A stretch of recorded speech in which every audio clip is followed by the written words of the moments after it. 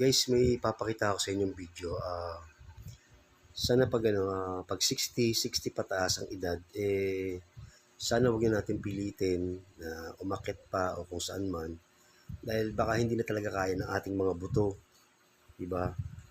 Ngayon yung ipapakita ko sa inyo, medyo kayo nang bahalang umintindi. And sana huwag niyong pagtawanan yung tao. Diba? Kasi nga matanda na rin. Okay, ito. Pakita ko sa inyo ito. Panoorin niyo ito. Ayan.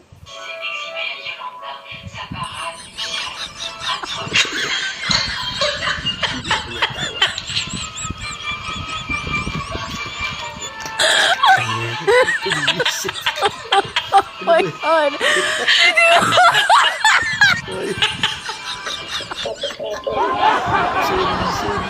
Sorry, man. Sorry.